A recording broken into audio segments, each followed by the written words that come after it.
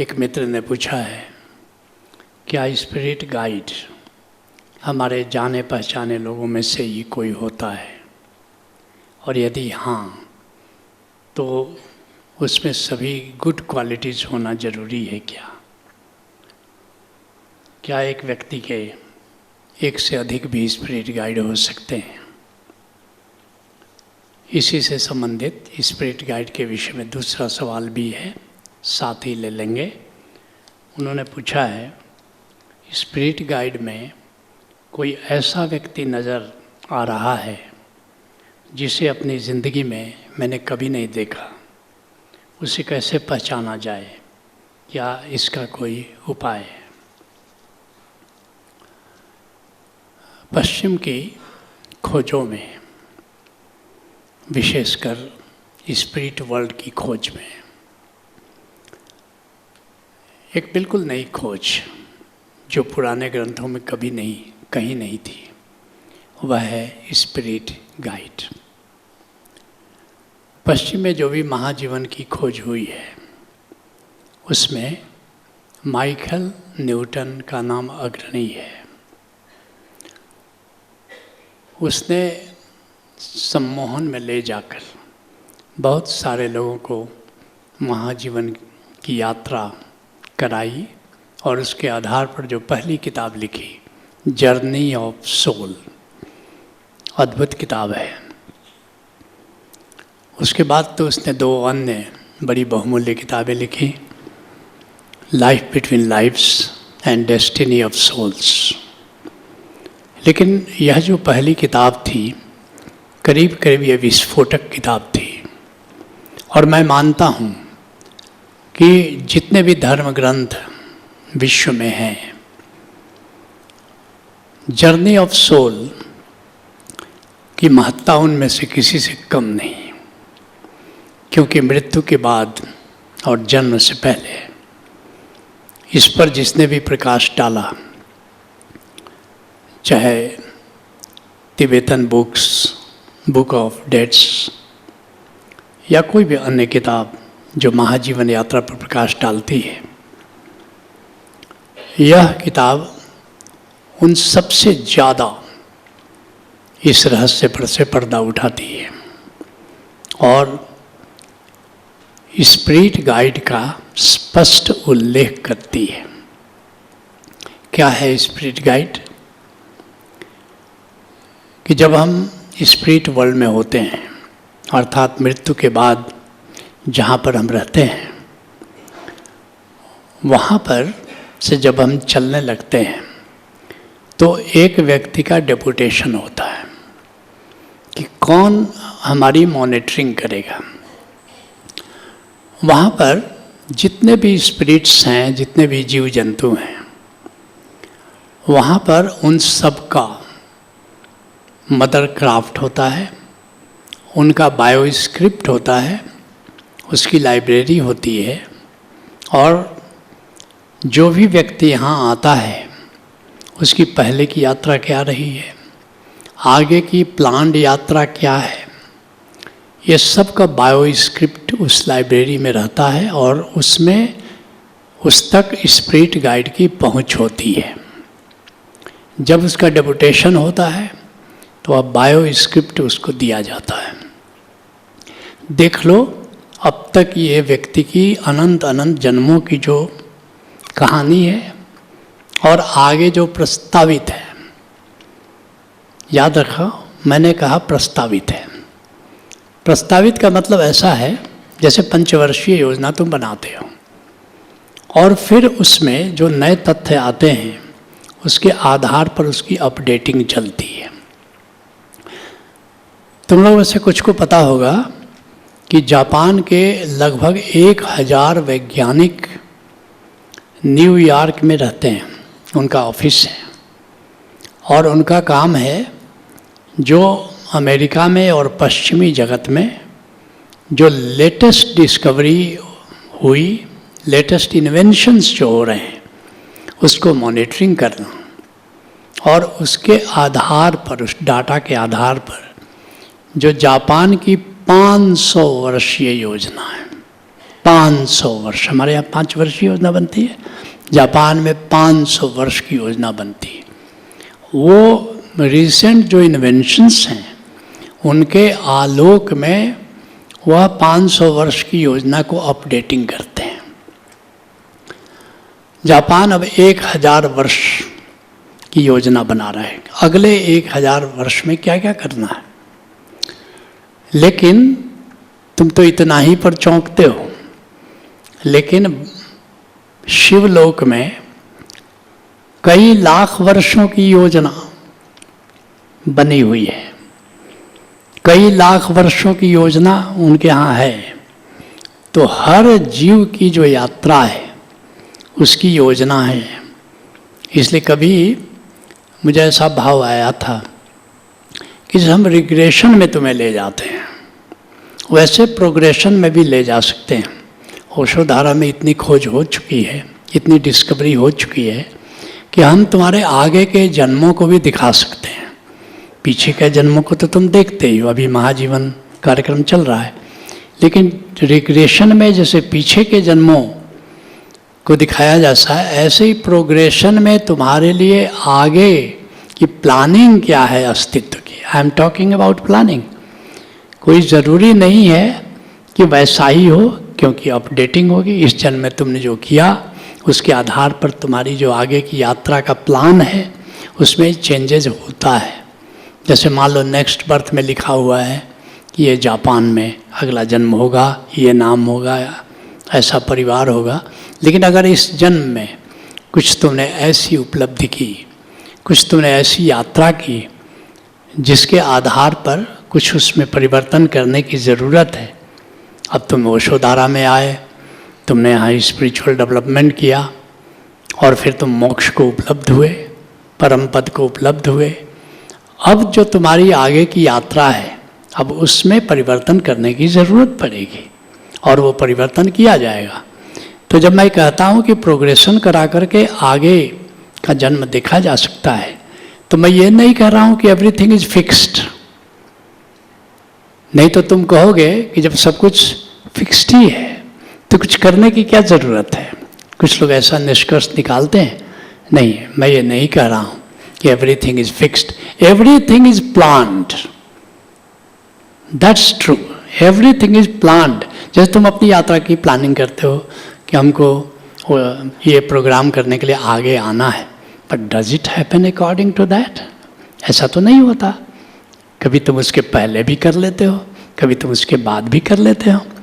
लेकिन एक बात निश्चित है कि जन्म लेने के पहले वहाँ पर जो एल्डर्स हैं उनकी मीटिंग होती है, करीब 15-16 लोग उसके सदस्य होते हैं, जिसमें तुम्हारा स्पिरिट गाइड भी होता है। तुमसे पूछा जाता है, हाँ बताओ ये गर्भ उपलब्ध है, ये गर्भ उपलब्ध है, ये गर्भ उपलब्ध है। जैसे कि मैंने कभी पहले तुमसे चर्चा की होगी, जब 3 महीने का भ्रूण हो जाता है तब स्पिरिट उसमें आकर के प्रवेश करता है।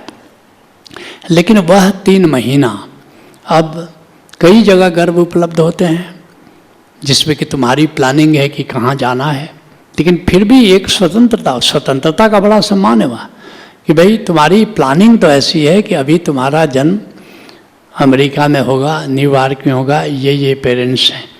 लेकिन ये और भी पेरेंट्स हैं जिनके पास ये गर्भ है, तुम कहाँ जाओगे? तुम्हारी स्वतंत्रता क्या है? और गजब की बात है, जो एडवांस्ड सोल्स हैं उनको ये स्वतंत्रता दी जाती है। ऐसा नहीं कि सबसे पूछा जाता है कि तुम्हारा क्या चॉइस है। Choice is available only to the developed spirits. और फिर तुम अपना चॉइस देते हो, तुमको कहा जाता है कि ये तुम्हारे स्पिरिट गाइड होंगे, समय समय पर ये तुमको चेताते रहेंगे, तुम्हारा जो असली रूट है उसको दिखाते रहेंगे। फिर तुम यहाँ आते हो, वो तुम्हारी मॉनिटरिंग करते हैं। कभी कि तुम असमंजस में पड़ते हो तो एकाएक तुमको आता है कि तुम ये करना चाहिए। तुम सोचते हो कि तुमने वो डिसाइड किया, नहीं, वो विचार तुम्हारे स्पिरिट गाइड ने दिया। और इस तरह कभी एक्सीडेंट हो, कभी कुछ हो, तुमको लगता है कुछ अदृश्य हाथ ने बचा लिया, और वह अदृश्य हाथ और भी हो सकते हैं, लेकिन स्पिरिट गाइड का भी उसमें बड़ा रोल होता है कि कैसे तुमको सावधान करे। जैसे यात्रा पर निकलोगे कुछ शकुन अपशकुन होने लगते हैं, स्पिरिट गाइड तरह तरह से तुमको इशारा करता है और उसके अनुसार तुमको सचेत करता है। तो ये स्पिरिट गाइड का काम है। और कभी कभी तो ऐसा भी होता है कि तुम आ गए यहाँ पर, तुम जा रहे हो यहाँ पर, तुम शायद अकेले आने वाली चुनौतियों का मुकाबला ना कर सको, तो स्वयं जन्म लेता है और जन्म लेकर के भौतिक रूप से भी वो तुम्हारी मदद करता है। वो बेटा बन के आ सकता है, भाई बन के आ सकता है, बहन बन के आ सकता है, गुरु बन करके आ सकता है, बहुत रूपों में वे वो आता है। तो स्पिरिट गाइड तुम्हारा सबसे बड़ा हितैषी है, वो तुम्हारा सबसे बड़ा मित्र है। लेकिन गजब की बात है, अपने को छुपा के रखता है, इतना प्रकट नहीं करता है ताकि तुम्हारी स्वतंत्रता में खलल ना हो। नहीं तो अगर सामने बराबर रहे तो तुम हर बात उसी से पूछ लो कि मित्र करना क्या है, तो फिर तुम्हारी स्वतंत्रता का मतलब क्या रहा? तुम्हारे प्रति सम्मान तो नहीं रहा। नहीं, तुम्हारी स्वतंत्रता का सम्मान करने के लिए वो छुपा छुपा रहता है। कभी मौके पर प्रकट भी हो जाता है, कभी कभी तो ऐसा भी होता है कि तुम जानबूझ करके अपने को छिपाता है।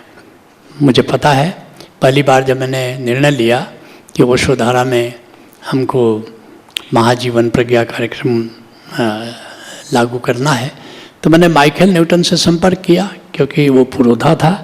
मैं चाहता था कि वो स्वयं आए, लेकिन माइकल न्यूटन ने कहा कि नहीं, मैं रिटायर कर चुका हूँ, अब मैं खुद पास्ट लाइफ रिग्रेशन नहीं करता, लेकिन आप बुलाना ही चाहते हैं तो मेरी पट शिष्या है, उसको आप बुला सकते हैं। उसका जेरी नाम है, कैलिफोर्निया में रहती है। मैंने कहा ठीक है, उससे संपर्क साधा, उसको बुलाया।